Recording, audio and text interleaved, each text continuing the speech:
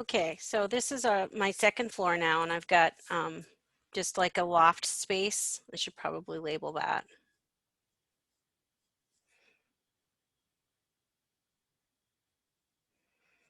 With access to the upper decks. And I've got a little Murphy bed on this side, and this is just going to be some shelving with some, I'm going to put some porthole windows above the shelving.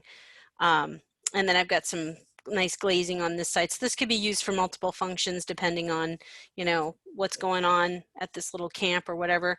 This deck is enclosed here, but it has access to that slider. And then this is the other egress access, if you will, for this loft area. So that's why we can get away with a smaller spiral staircase, because I've got access to the outside. And I'm going to pretend this is in a nice climate. So I don't have to worry about that port or stairs being exposed over the winter. So now our first floor and our second floor match. We can see what's going on. And so what I've done is sketched a section view. This would be container on top. And another container here. And if we stack them on top of each other using the dimensions that we've been given in the website, those dimensions are 8 feet 6 inches and 8 feet 6 inches. So the total height would be 17 feet. And then when you look at the interior dimensions, the height from the floor of the container to the ceiling of the container is 7 feet 10 inches. So there's an 8-inch difference between the total height and this. So I don't know if it's the floor that's thicker or the ceiling that's thicker, but I just kind of split the difference. So we're going to end up with an 8-inch thick floor area, because both the containers, you got the ceiling of the lower container and the floor of the other container stacked on top of each other. And then I've got a 4-inch floor down here. So I know what's the height of this got to be with this one container kind of stacked diagonally on top of the floor plan. So now I've got to turn this into some kind of elevation that makes sense. And I'm going to start with the easy side. I'm going to well, actually, I'm going to do an elevation from this direction, so I can see the front door, and I'll see this side of the container, and I'll see that whole side of the container, and then I can figure out what's going on with this one using projection. So you're going to have to kind of place this up above your view, and I'm just going to have to keep bringing it into view for you so you can see where I'm projecting it from. But you're going to need also your height information from your rough sketch for your section. Always do a little rough sketch of a section and get your dimensions right. And we're going to use that for height information. So I'm going to start off by, and you can actually trace right over the plan first and just mark where your elevation is going to go on the sheet. So I can see through the sheet of paper here, and I can sketch where the edges of my containers are going to be. So that's the width of the end container and the length of the container in the back there. And then I'm going to go ahead and use this to sketch height information. So I'll establish, first of all, it makes sense to establish a standard horizontal line we're going to use to measure from everything. So let's put that right there. Actually, I want to make enough room for my title block maybe, right? So I'll put that right there. And now I can measure everything off of there. So if you've got all your measurements already made on this sheet and you can see through your sheet, line up that with the bottom. I know maybe you can't see this, but I can, and I'm just going to sketch very lightly where my dimensions were, or where my height dimensions were that I got from my sketch, my elevation sketch, or section sketch rather. I want to make sure this is perfectly perpendicular, so I'll use that protractor to do that. And we can put a construction line there. And I'm going to just put a really light construction line here and here. And we'll put one up here too. These are going to be really light because some of them are actually showing the section and some of them are showing the actual height. So this right here is the top height of the top container. This is the bottom of the bottom container, and then somewhere in between these two lines would be between the two containers. So I'm actually going to find that center right there and put a construction line there in the center as well. There. So now I can see where my two containers are. Bottom container, top container, and I can start to sketch in what I would see for my elevations. So again, this is where you can use, if you've got your post-shade walls, you can really see them through just a blank sheet of bond paper, and you can draw in what you have for windows and doors by paying attention to the features from just tracing through it through the floor plan. And I just realized what I've got to do here too is give myself a floor height. It's important to put the floor height in, because if you don't put the floor height in, you're going to put your doors right at the bottom of the container, and then your container doesn't have a floor. So let's put the floor height in like that. Okay, so that's the bottom of the container, and well, let's imagine that we have at least created some kind of I don't know, permanent foundation for it. And we're going to show a grade line. Always show a grade line with your elevations. And then we'll just show kind of like that's the foundation, that's the grade. So we have something to measure off of, okay? So or something for this to sit on, all right? So that's just establishing the ground line. Now I'm going to put the line in dark here because that's the height of the container. And I just want to get what's going on the first floor laid out here to start with. We'd see a little line here. It's a new foundation line if we're supporting that foundation. Okay, so put this back on top of your drawing. So here I don't have any windows, so I don't have to bother, but I'm going to line up with my elevation sketch on top of my plan, and if it's dark enough you can see through it and you can just kind of sketch where the windows and doors are.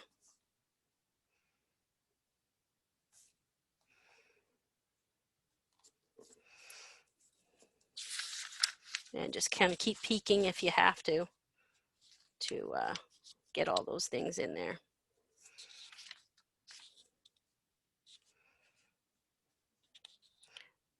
I just want to make sure I have the doors located in the same place. So if I were to use projection, you would just project those down to your elevations, and I just don't have enough room to show you all that in one shot. So that's how I'm getting that information is. Imagine we projected it down from that plan view. So I'm going to put very, very light construction lines here for where those windows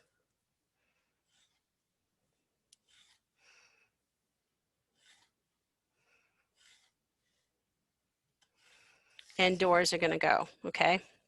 Now the door should be at least a 6 feet 6 inch door, and you're going to measure that from the floor line, not the so that light construction line we have here is the floor line. So I'm going to go 6 feet 6 inches from there. There's 6 feet, there's 6 inches, and make a mark. And I'm also going to make a threshold underneath the door and have it just go a little bit beyond. So there's the threshold we're going to step on, and then we'll go up to that line and put in the construction line. So now I know the door takes up that much space on the elevation. And now that I know my door height, I can go ahead and put in the heights of all my windows and then decide what I want the sill height to be. On this side, I want a little bit of privacy because that's in a bedroom right there. But I know one of these windows needs to be an egress window because it is an enclosed space. So I could decide to make it you know, maybe these two in the corner and add a little bit more light in, or I can maybe make it this one and it gives a little bit more privacy. That window there is an egress window. So I'm going to make that a little bit taller. kind of create a pattern. So that's going to be a tall window. And these are going to be super short. I want those to be providing some light but giving some privacy. So now that first elevation is, or the lower elevation is done. This is the level I want you to get at for next week or the following week, because I postponed it, because I want you to just know where those doors and windows are going. And we're going to add all the siding and the trim information after we kind of get that information in. So now I have to figure out where this piece here at the top, how it's resting on top of my my elevation. It's kind of askew, so I'm going to have to show how that's going to look in a not, it's going to be an oblique format. So I'm just going to put this here, and the same thing I would do here. You could put this on top if you can see through it well enough, or what I'm going to do is you're just going to have to trust me to know that I'm projecting from the corner. I can show you where the projection line is coming from after I pick this up.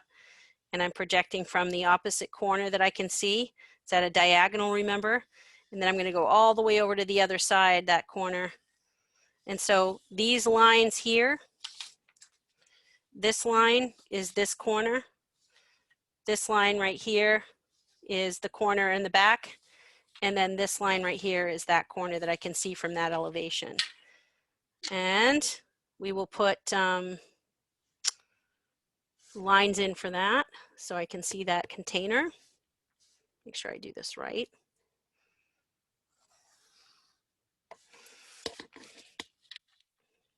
Oh, I'm sorry. One of the things I did do too, though, is actually fill this in. So I would see this edge here too. I've got a unique situation going on with mine where I've got to create an extra wall up here to enclose that stairwell. So there is going to be a wall that extends all the way up to the top. And it's going to attach here. So we're going to see an extra seam. Let's make sure I get those in there right.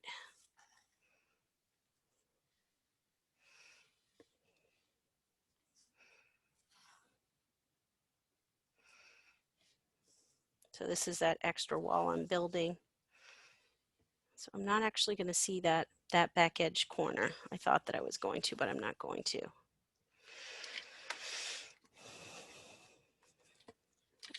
And I'm just going to build like a wood wall, let's say, that matches the height of the existing structure. So I still am going to see this little line here because the corner is going to stick out, and then I'm going to build the wall out from there, just like that.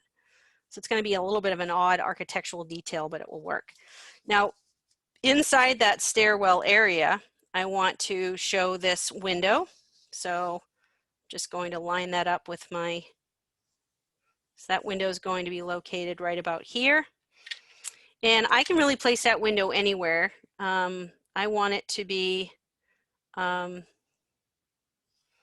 nice tall window that brings a lot of light into that space. And so what will be cool too is we're going to be able to see the spiral staircase through the window. So I'm going to make that a big square window, and this one on this side would be the same size. So it's going to just flood that area with the stairwell, the spiral stairs in there. And then I need to use the same floor plan to figure out how to project these circular windows that I'm going to be making. So that's going to be a little bit tough because they're not going to be at a straight on angle, but that's all right. We know how to draw ellipses in this class, or I'm going to show you how. So this is where all those porthole windows are going to be, and I want them pretty high up so that they clear the built-in cabinetry that I'm putting in there. So that's where all those porthole windows are. The porthole windows are elliptical in this direction, but they should be the same height that I want the actual round windows to be. So I want them to be about 16 inches in diameter. So if I take my circle template here that's about, or maybe 1'6" in diameter. No, I think I've got it at 2 feet, so I actually have to do 2 feet. This height is correct of 2 feet, but the width is going to be foreshortened in this direction.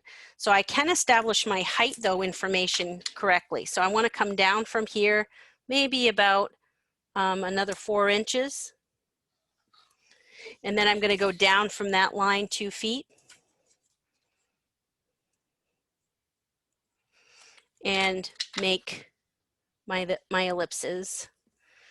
And to do these well, I think you might want to, you know, divide them in half like we do with circles. Divide them in half this way. And know that you're really drawing an elliptical, something that's supposed to look like a round as an ellipse. So you're just going to kind of fill in that, make it tangent, and make the quadrants hit the right locations. And that's how we would sketch in those elliptical portholes.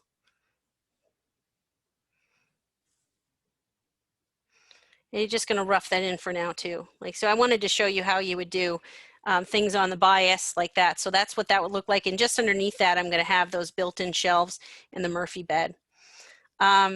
So at this point, I can put in the deck information. There's deck information behind that I can't see, but I can see the deck here. So we want to go about 3 feet up from the lower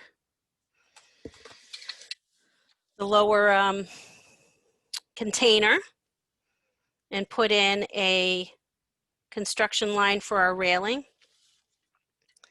And according to this plan, the stairs are going to come down over this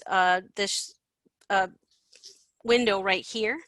So I want to get the width of the stairs in there properly. Those stairs are going to go like this. And they're going to go up to that level, down to the grade. So I'm going to see the stairs at the 7 3/4, or it ends up being about 7 1/4 rise. I worked out that I needed 14 risers and 13 treads. So it should look something like this. And then you're going to show your railing. Well, I am anyway. I know you guys are doing something different, but this is just showing you how you would, you know, translate all this stuff into elevation information. And then I want to do one of those like kind of clear glass panels up here so you can see, you know, right through it. Maybe this lives on a beach somewhere where we can have we don't want to stifle the view. So at the top of this railing's the stairs are going to have railing on both sides. Put a railing here.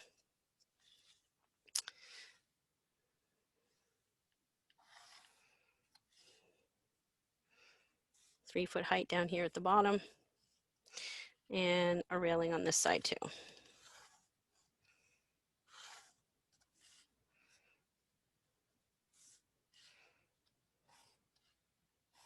There we go.